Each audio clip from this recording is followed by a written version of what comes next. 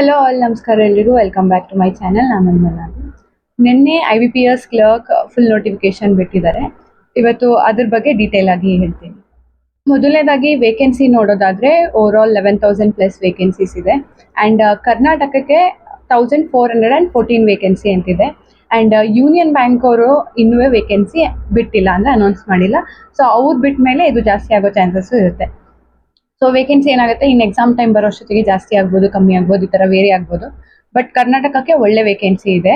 UPಲಿ 1,700 something vacancy ಇದೆ. ಅದು ಬಿಟ್ಟರೆ ಜಾಸ್ತಿ ಇರೋದೇ ನಮ್ಮ ಕರ್ನಾಟಕದಲ್ಲಿ.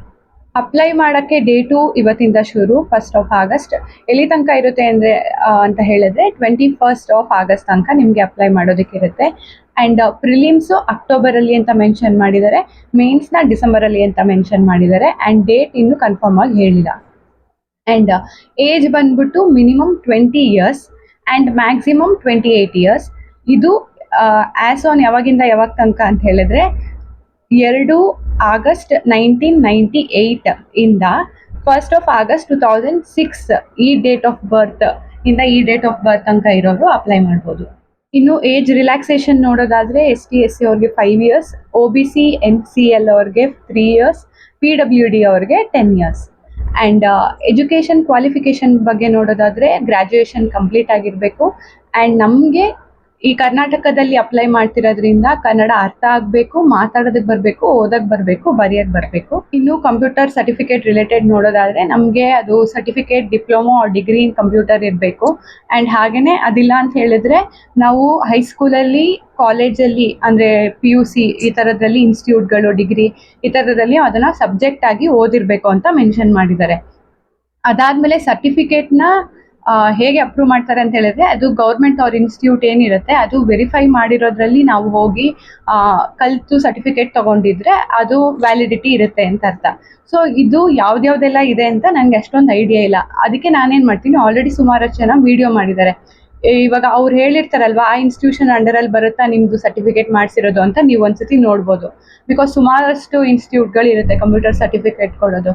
ಸೊ ಅದಕ್ಕೇ ನಾನೇನು ಮಾಡ್ತೀನಿ, ಅದೆಲ್ಲ ಗೌರ್ಮೆಂಟ್ ಅಂಡರಲ್ಲಿ ಬರುತ್ತೆ ಏನು ಅಂತ ನಂಗೆ ಐಡಿಯಾ ಇಲ್ಲಿರೋದ್ರಿಂದ ಕಮೆಂಟಲ್ಲಿ ಪಿನ್ ಮಾಡಿರ್ತೀನಿ. ಕೆಲವರು ವಿಡಿಯೋ ಮಾಡಿ ಹಾಕಿರ್ತಾರಲ್ವ, ಅವ್ರಿಗೆ ಅಂದರೆ ಗೊತ್ತಿರುತ್ತೆ. ಸೊ ಅವ್ರು ಅದರ ಇನ್ಫಾರ್ಮೇಷನ್ ಕೊಟ್ಟಿರ್ತಾರೆ. ಸೊ ನೀವು ಆ ವಿಡಿಯೋ ನೋಡಿದಾಗ ಅದರ ಅಂಡರಲ್ಲೇ ಬರುತ್ತೆ ಏನು ಅಂತ ನೋಡ್ಬೋದು. ಸೊ ಇದ್ರ ಬಗ್ಗೆ ನಾನು ಕಮೆಂಟಲ್ಲಿ ಪಿನ್ ಮಾಡಿರ್ತೀನಿ ಲಿಂಕನ್ನು, ನೀವು ಆ ವಿಡಿಯೋ ನೋಡಿ. ಇದೆಲ್ಲ ಯಾವಾಗ ಆಗಿರಬೇಕು ಅಂತ ಹೇಳಿದ್ರೆ declaration on or before 21st August ಇದ್ರ ಒಳಗಡೆ ಆಗಿರಬೇಕು ಅಂತ ಮೆನ್ಷನ್ ಮಾಡಿದ್ದಾರೆ. ಆ್ಯಂಡ್ ಕ್ಯಾಲ್ಕುಲೇಟ್ ಆಫ್ ಪರ್ಸೆಂಟೇಜ್ ಹೇಗೆ ಕ್ಯಾಲ್ಕುಲೇಟ್ ಮಾಡೋದು ಅಂತಲೂ ಮೆನ್ಷನ್ ಮಾಡಿದ್ದಾರೆ. ಇವಾಗ ನನಗೆ ಅಂದರೆ ಡಿಗ್ರಿಲಿ ಸರ್ಟಿಫಿಕೇಟಲ್ಲೇ ಪರ್ಸೆಂಟೇಜ್ ಮಾರ್ಕ್ಸ್ ಅಂತ ಮೆನ್ಷನ್ ಮಾಡಿದ್ದಾರೆ. ಯೂಶ್ವಲಿ ಕೆಲವೊಂದು ಮಾರ್ಕ್ಸ್ ಕಾರ್ಡಲ್ಲಿ ಅದನ್ನು ಮೆನ್ಷನ್ ಮಾಡಿರಲ್ಲ. ಸೊ ನಿಮ್ಗಳಿಗೆ ಅದನ್ನು ಹೇಗೆ ಕ್ಯಾಲ್ಕುಲೇಟ್ ಮಾಡಬೇಕು ಅನ್ನೋದನ್ನು ಅಲ್ಲಿ ಹೇಳಿದ್ದಾರೆ, ಹೋಗಿ ನೋಡಿ ಫುಲ್ ನೋಟಿಫಿಕೇಷನಲ್ಲಿ. ಆ್ಯಂಡ್ ಫೀಸ್ ಬಂದ್ಬಿಟ್ಟು ST SC PWBD ಆಮೇಲೆ ಎಕ್ಸ್ ಸರ್ವಿಸ್ ಮ್ಯಾನ್ ಅವ್ರಿಗೆ 175, ಮಿಕ್ದವ್ರಿಗೆ 850. ಆ್ಯಂಡ್ ನಾವು ಪ್ಯಾಟ್ರನ್ನ ನೋಡೋದಾದರೆ ಪ್ರಿಲಿಮ್ಸ್ ಲೆವೆಲ್ಗೆ English 30 questions 30 marks, reasoning 35 questions 35 marks, numerical ability 35 questions 35 marks, total 100 questions 100 marks, 1 hour exam. ಇನ್ನು ಮೇನ್ಸ್ದು ನೋಡೋದಾದರೆ general awareness section 40 questions 50 marks, English 40 questions 40 marks, reasoning 40 questions 60 marks, quantitative aptitude 40 questions 40 marks. ಇದರಲ್ಲಿ last time ಏನು ಮಾಡಿದ್ರು ಅಂದರೆ ನಮಗೆ general awareness ಮತ್ತು ರೀಸನಿಂಗಿಗೆ 2 marks 1 marks question ಅಂತ divide ಮಾಡಿದರು. ಸೊ ಈ ಸತಿ ಏನು ಮಾಡ್ತಾರೆ ಅಂತ ಗೊತ್ತಿಲ್ಲ. ಆ್ಯಂಡ್ ಹಾಗೆ ಇನ್ನೊಂದು ಪಾಯಿಂಟ್ ಮೆನ್ಷನ್ ಮಾಡಿದ್ದಾರೆ, ಅಕಸ್ಮಾತ್ ಪ್ಯಾಟರ್ನಲ್ಲಿ ಚೇಂಜಸ್ ಆಯಿತು ಅಂತ ಹೇಳಿದ್ರೆ ಅದನ್ನು ಅವ್ರ ವೆಬ್ಸೈಟಲ್ಲಿ ಹಾಕ್ತಾರಂತೆ. ಅಂದರೆ ಎಕ್ಸಾಮ್ ಮುಂಚೆನೇ ಹಾಕ್ತಾರೆ, ಈ ಥರ ಚೇಂಜ್ ಆಗಿದೆ, ಈ ಥರ ಸೆಕ್ಷನ್ ಇದೆ, ಪ್ಯಾಟ್ರನ್ ಇದೆ ಅನ್ನೋದನ್ನ ಹಾಕ್ತಾರೆ. ಇನ್ನೊಂದು ಇಂಗ್ಲೀಷ್ ಅನ್ನೋದು ಸೆಕ್ಷನ್ ಹಾಗೆ ಇರುತ್ತೆ, ಅಲ್ಲಿ ನಮಗೆ ಕನ್ನಡ ಅಥವಾ ಈ ಥರ ಆಪ್ಷನ್ ಇಲ್ಲ, ಹಿಂದಿನ ಚೂಸ್ ಮಾಡೋದು. RRBಲಿ ಹಿಂದಿ ಚೂಸ್ ಮಾಡ್ಬೋದು, ಇಂಗ್ಲೀಷ್ ಆರ್ ಹಿಂದಿ ಇರುತ್ತೆ. ಬಟ್ ಇಲ್ಲಿಲ್ಲ, ಇಂಗ್ಲೀಷೇನೆ. ಅದು ಬಿಟ್ಟು ನಮಗೆ ಮೀಡಿಯಮ್ ಆಫ್ ಎಕ್ಸಾಮ್ ಇನ್ನು ಮಿಕ್ಕಿದ್ದು ರೀಸನಿಂಗ್ ಮತ್ತು quantitative aptitude questions medium of exams ಯಾವ್ದಾದ್ರಲ್ಲಿರುತ್ತೆ ಅಂತ ಹೇಳಿದ್ರೆ ಇಂಗ್ಲೀಷ್, ಹಿಂದಿ, ಕನ್ನಡ, ಕೊಂಕಣಿ. ಕರ್ನಾಟಕದವ್ರಿಗೆ ಇದಿಷ್ಟು ಆಪ್ಷನ್ಸ್ ಇದೆ. ಆ್ಯಂಡ್ ಇದು ಕ್ಲರ್ಕ್ ಲೆವೆಲ್ ಆಗಿರೋದ್ರಿಂದ cut off state wise UT ವೈಸೇ ಇರುತ್ತೆ. ಓವರ್ ಆಲ್ ಒಂದೇ, ಇಡೀ ಇಂಡಿಯಾಗೆ ಒಂದೇ ಅಂತ ಇರಲ್ಲ. And LPT language proficiency test ಏನಿದೆ ಅದು 10th ಸ್ಟ್ಯಾಂಡರ್ಡ್ ಆ್ಯಂಡ್ ಅಬೋವ್, ಇದರಲ್ಲಿ ನಾವು ಕನ್ನಡ ಓದಿದ್ರೆ ನಮಗೆ LPT ಇಲ್ಲ.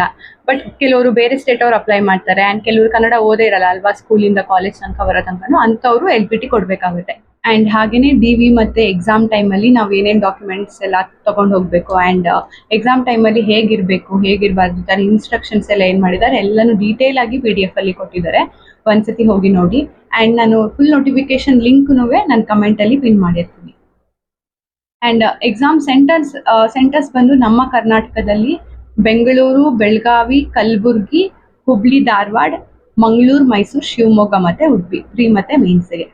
ಆ್ಯಂಡ್ ಗೈಡ್ಲೈನ್ಸ್ ಯಾವುದಕ್ಕೆ, ಫೋಟೋಗೆ, ಸಿಗ್ನೇಚರ್ಗೆ, ಥಂಬ್ ಪ್ರಿಂಟ್ಗೆ ಆ್ಯಂಡ್ SLCದು ಮಾರ್ಕ್ಸ್ ಕಾರ್ಡ್ ರಿಲೇಟೆಡ್ ಇದೆಲ್ಲನೂ ಫುಲ್ ನೋಟಿಫಿಕೇಶನಲ್ಲಿ ಮೆನ್ಷನ್ ಮಾಡಿದ್ದಾರೆ.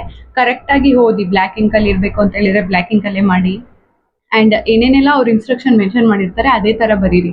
ಇವಾಗ ನಾವು ಅದು ಬರೆದ್ಬಿಟ್ಟು ಸೆಂಟೆನ್ಸ್ನ ಬರ್ದಾಕೋದು ಇರುತ್ತೆ, ಅದು ಹೇಗೆ ಬರೀಬೇಕು ಅನ್ನೋ ರೀತಿಲೂ ಹೇಳಿರ್ತಾರೆ. ಸೊ ಆ ಥರ ಬರೆದ್ಬಿಟ್ಟು ಹಾಕಿ. ವೇಕೆನ್ಸಿ ಜಾಸ್ತಿ ಇರೋದ್ರಿಂದ ಕಟ್ ಆಫ್ ಕಮ್ಮಿ ಆಗುತ್ತೆ ಅಂತ ನಾವು ಹೇಳೋಕ್ಕಾಗಲ್ಲ. ಎಸ್ ಹೌದು, ಪ್ರೀಯಲ್ಲಿ ಅದು ಎಫೆಕ್ಟ್ ಮಾಡುತ್ತೆ, ಯೂಶ್ವಲಿ ಸ್ವಲ್ಪ ಕಮ್ಮಿ ಆಗುತ್ತೆ.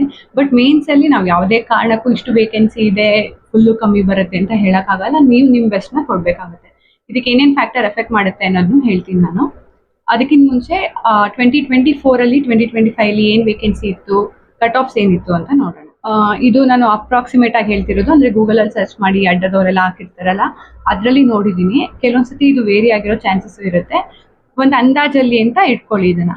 2024ಅಲ್ಲಿ 457 ವೇಕೆನ್ಸಿ ಇತ್ತು. ಪ್ರಿಯಲ್ಲಿ ಕಟ್ ಆಫು 64.75 ಆ್ಯಂಡ್ ಮೇನ್ಸಲ್ಲಿ 37.5, ಅಂದರೆ ಇದು ಡಿವೈಡೆಡ್ ಬೈ 2 ಆಗಿ ಬಂದಿರೋದು. ಸೊ ಅದು 75 ಇತ್ತು ಅನ್ರಿಸರ್ವ್ ಕ್ಯಾಟಗರಿ ಅವರಿಗೆ ಅಂತ ಮೆನ್ಷನ್ ಆಗಿದೆ. ಆ್ಯಂಡ್ ಹಾಗೇನೆ 2025ಅಲ್ಲಿ ವೇಕೆನ್ಸಿ 1386 ಇತ್ತು. ಆ್ಯಂಡ್ ನಮಗೆ ಪ್ರಿಲಿಮ್ಸಲ್ಲಿ ಕಟ್ ಆಫ್ 46 ಹೋಗಿದೆ ಆ್ಯಂಡ್ ಮೇನ್ಸಲ್ಲಿ 39.38 ಇದೆ, ಅಂದರೆ 78 ಹೋಗಿದೆ. ಸೊ ಇದು ನೀವು ನೋಡ್ಬೋದು 2024ಗಿಂತ ಮೇನ್ಸಲ್ಲಿ 2025 ಜಾಸ್ತಿ ಹೋಗಿದೆ. ಇದಕ್ಕೆ ಒನ್ ಆಫ್ ದ ರೀಸನ್ಸ್ ಏನಾಗಿರ್ಬೋದು ಅಂತ ಹೇಳಿದ್ರೆ 2 ಮಾರ್ಕ್ಸ್ ಕ್ವಶನ್ಸು 2025ಅಲ್ಲಿ ಬಂತು ನಮಗೆ. ಅಂದರೆ ಆ 2 ಮಾರ್ಕ್ಸ್ ಕ್ವಶನಿಂದ ಮಾರ್ಕ್ಸು ನಮಗೆ 1 ಕ್ವಶನ್ ಅಟೆಂಡ್ ಮಾಡಿದ್ರೆ 2 ಮಾರ್ಕ್ಸ್ ಬರೋದ್ರಿಂದ ಮಾರ್ಕ್ಸ್ ಇನ್ಕ್ರೀಸ್ ಆಗಿರುತ್ತೆ. ಆ್ಯಂಡ್ ಯೂಶ್ವಲಿ ವೇಕೆನ್ಸಿ ಜಾಸ್ತಿ ಇತ್ತು ಅಂತ ಹೇಳಿದಾಗ ಬೇರೆ ಸ್ಟೇಟ್ ಅವ್ರು ಅಪ್ಲೈ ಮಾಡೇ ಮಾಡ್ತಾರೆ. ಸೊ ಕಾಂಪಿಟೇಷನ್ನು ಹೈ ಆಗಿರುತ್ತೆ. ಸೊ ಇದೆಲ್ಲ ವೇಕೆನ್ಸಿ ಎಫೆಕ್ಟ್ ಆಗುತ್ತೆ. ಆ್ಯಂಡ್ ನೀವು ಇನ್ನೊಂದು ನೋಡಬೇಕು, ಪ್ರಿಯಲ್ಲಿ 46 ಕಟ್ ಆಫ್ ಏನೋಗಿದೆ ಅದು ಕಮ್ಮಿನೇ, ಬಟ್ ಸೆಕ್ಷನಲ್ ಕಟ್ ಆಫ್ ಏನಿರುತ್ತೆ ಅದು ಜಾಸ್ತಿನೇ ಇರುತ್ತೆ. ಅಂದರೆ ಇವಾಗ ಲಾಸ್ಟ್ ಇಯರು ನ್ಯೂಮರಿಕಲ್ ಎಬಿಲಿಟಿ ಏನಿದೆ 15.75 ಇತ್ತು sectional cut off, English 15.25, reasoning 13.5, ಇದು ಜನರಲ್ ಕ್ಯಾಟಗರಿ ಅವ್ರಿಗೆ. ಸೊ ನೀವು ನೋಡ್ಬೋದು, ಬಿಡು ನಾನು ಯಾವುದೋ ಒಂದು 2 ಸೆಕ್ಷನ್ನ ಫುಲ್ಲು ಸ್ಟ್ರಾಂಗ್ ಮಾಡ್ಕೊಂಡು ಇನ್ನೊಂದು 10-15 ಮಾರ್ಕ್ಸ್ ತೆಗೆ ಥರ ಮಾಡ್ಕೊಂಡ್ರೆ ಸಾಕು ಅನ್ನೋ ಥರ ಆ ಥರ ಓದಕ್ಕೆ ಹೋಗ್ಬಿಡಿ. ಎಲ್ಲದರಲ್ಲೂ 20+ ತೆಗೆಯೋಕ್ಕೇ ಟ್ರೈ ಮಾಡಿ. ಅಟ್ಲೀಸ್ಟ್ 18 to 20+ ಆದರೂ ತೆಗೆಯಕ್ಕೆ ಟ್ರೈ ಮಾಡಲೇಬೇಕು. ಬಿಕಾಸ್ ಈ ಥರ ನೋಡಿ ಸೆಕ್ಷನಲ್ ಕಟ್ ಆಫ್ ಯೂಶ್ವಲಿ ಅವರು ಕೆಲವೊಂದ್ಸತಿ ಹೈ ಇಟ್ಬಿಡ್ತಾರೆ, ಏನಂತ ಹೇಳಕ್ ಬರಲ್ಲ. ಸೊ ಅದಕ್ಕೇನೆ ಕಟ್ ಆಫ್ ಹಿಂಗಿರು 46 ಈ ಸತಿನೂ ಅದೇ ರೇಂಜಲ್ಲಿ ಇರುತ್ತೆ ಅಂತ ಅಂದ್ಕೊಂಡು ನೆಗ್ಲೆಕ್ಟ್ ಮಾಡಕ್ಕೆ ಹೋಗ್ಬೇಡಿ. ನಿಮ್ಮ ಬೆಸ್ಟ್ ಏನಾಗುತ್ತೆ ಅದನ್ನು ಕೊಡಿ. ಆ್ಯಂಡ್ ನಾನು ಆವಾಗಲೇ ಹೇಳ್ದಂಗೆ ವೇಕೆನ್ಸಿ ಜಾಸ್ತಿ ಇದ್ರೂ ಕಟ್ ಆಫ್ ಕಮ್ಮಿ ಆಗುತ್ತೆ ಅಂತ ಹೇಳೋಕ್ಕಾಗಲ್ಲ. ಬೇರೆ ಸ್ಟೇಟ್ ಅವರು ಅಪ್ಲೈ ಮಾಡ್ತಾರೆ ಆ್ಯಂಡ್ ಇದೆಲ್ಲ ಫ್ಯಾಕ್ಟರ್ಸು ಅಫೆಕ್ಟ್ ಆಗುತ್ತೆ. ಎಕ್ಸಾಮ್ ಪೇಪರ್ ಹೇಗಿರುತ್ತೆ ಇದೆಲ್ಲನೂ ಅಫೆಕ್ಟ್ ಆಗುತ್ತೆ. ಸೊ ನಾವು ಇದಕ್ಕೆಲ್ಲ ಜಾಸ್ತಿ ತಲೆ ಕೆಡಕ್ಕೆ ಹೋಗದೆ ಇಷ್ಟೇ ತೆಗೆದ್ರೆ ಸಾಕು ಅಂತ ಒಂದು ಟಾರ್ಗೆಟ್ ಇಟ್ಕೊಳ್ದೇನೆ ನಮ್ಮ ಬೆಸ್ಟ್ ನಾವು ಕೊಟ್ಟು ಆ ಎಕ್ಸಾಮಲ್ಲಿ ಎಷ್ಟಾಗುತ್ತೆ ಅಷ್ಟು ಚೆನ್ನಾಗಿ ಮಾಡ್ಬಿಟ್ಟು ಬರಬೇಕು. ಆ್ಯಂಡ್ ಇದು IBPS ಅಂಡರಲ್ಲಿ ಸುಮಾರು ಬ್ಯಾಂಕ್ಗಳಿರೋದ್ರಿಂದ ನಮಗೆ ಕೊನೆಯಲ್ಲಿ ಅದು ನಮ್ಮ ಪ್ರಿಫರೆನ್ಸನ್ನು ಕೇಳಿರ್ತಾರೆ. ಅಪ್ಲಿಕೇಶನ್ ಅಪ್ಲೈ ಮಾಡೋ ನಾವು ಟೈಮಲ್ಲಿ ನಿಮ್ಮ ಪ್ರಿಫರೆನ್ಸ್ ಕೊಡಿ 1, 2, 3 ಅಂತ ಸೆಲೆಕ್ಟ್ ಮಾಡ್ಕೊಂಡು ಕೊಡೋ ಥರ ಇರುತ್ತೆ. ಸೊ ನಾನು ಏನು ಪ್ರಿಫರ್ ಮಾಡ್ತೀನಿ ಅನ್ನೋದನ್ನ ಪೋಸ್ಟ್ ಸೈಡಲ್ಲಿ ಇವತ್ತು ನೈಟ್ ಒಳಗಡೆ ಇಲ್ಲ ನಾಳೆ ಬೆಳಗ್ಗೆ ಅಷ್ಟೊತ್ತಿಗೆ ಬರೆದ್ಬಿಟ್ಟು ಹಾಕಿರ್ತೀನಿ. ಅಂದರೆ ಫಸ್ಟ್ ನಾನು ಯಾವ ಬ್ಯಾಂಕ್ನ ಸೆಲೆಕ್ಟ್ ಮಾಡ್ತೀನಿ ಪ್ರಿಫರೆನ್ಸ್ ವೈಸ್, ಫಸ್ಟಿಂದ ಎಂಡ್ ತನಕ ಅದು ಬರೆದ್ಬಿಟ್ಟು ಹಾಕ್ತೀನಿ. ಆ್ಯಂಡ್ ಈ ಸತಿ ಕರ್ನಾಟಕಕ್ಕೆ ನಿಜವಾಗ್ಲೂ ಒಳ್ಳೆ ವೇಕೆನ್ಸಿ ಇದೆ. ನಾವು ಇವಾಗ ನಮ್ಮ ಬೆಸ್ಟ್ ಕೊಡಬೇಕು, ಚೆನ್ನಾಗಿ ಮಾಡಬೇಕು, ಓದೋಕ್ಕೆ ಇಲ್ಲಿ ತನಕ ಸೋಂಬೇರಿತನ ಮಾಡಿದವರು ಇನ್ಮೇಲೆ ಸೋಂಬೇರಿತನ ಮಾಡ್ದೇನೆ ಚೆನ್ನಾಗಿ ಓದ್ಕೊಂಡೋಗಿ ನಿಮ್ಮ ಬೆಸ್ಟ್ನ ನೀವು ಎಕ್ಸಾಮಲ್ಲಿ ಕೊಡಿ. ಬೇರೆ ಏನೇನಿರುತ್ತೆ, ಬೇರೆ ಸ್ಟೇಟ್ ಅವ್ರು ಅಪ್ಲೈ ಮಾಡ್ತಾರೆ, ಅದು ಇದು ಕಟ್ ಆಫ್ ಜಾಸ್ತಿ ಇರುತ್ತೆ, ಇದೆಲ್ಲ ಜಾಸ್ತಿ ತಲೆ ಕೆಡಿಸ್ಕೊಳ್ದಂಗೆ ಚೆನ್ನಾಗಿ ಓದಿ ನಮ್ಮ ಬೆಸ್ಟ್ನ ನಾವು ಎಕ್ಸಾಮಲ್ಲಿ ಕೊಡಬೇಕು. ನಾನು ಫುಲ್ ನೋಟಿಫಿಕೇಶನ್ ಲಿಂಕ್ನ ಆ್ಯಂಡ್ ಕಂಪ್ಯೂಟರ್ ಸರ್ಟಿಫಿಕೇಟ್ ಬಗ್ಗೆ ಕೆಲವರು ವಿಡಿಯೋ ಮಾಡಿರ್ತಾರಲ್ಲ ಅದರ ಲಿಂಕ್ನೆಲ್ಲ ನಾನು ನಂದು ಕಮೆಂಟಲ್ಲಿ ಹಾಕಿ ಪಿನ್ ಮಾಡ್ತೀನಿ. ಇದನ್ನು ಬಿಟ್ಟು ಮಿಕ್ಕಿದೇನಾದ್ರು ಡೌಟ್ ಇದ್ದರೆ ನನಗೆ ಕೇಳಿ. ಆ್ಯಂಡ್ ಪ್ರಿಫರೆನ್ಸ್ದು ನಾನು ಪೋಸ್ಟಲ್ಲಿ ಹಾಕ್ತೀನಿ. ಅಂಡ್ ಈ ವಿಡಿಯೋ ಇನ್ಫಾರ್ಮೇಟಿವ್ ಅಂತ ಅನ್ಸಿದ್ರೆ ಲೈಕ್ ಮಾಡಿ, ಶೇರ್ ಮಾಡಿ, ಕಮೆಂಟ್ ಮಾಡಿ ಅಂಡ್ ಸಬ್ಸ್ಕ್ರೈಬ್ ಮಾಡೋದಂತೂ ಮರಿಬೇಡಿ. Thank you.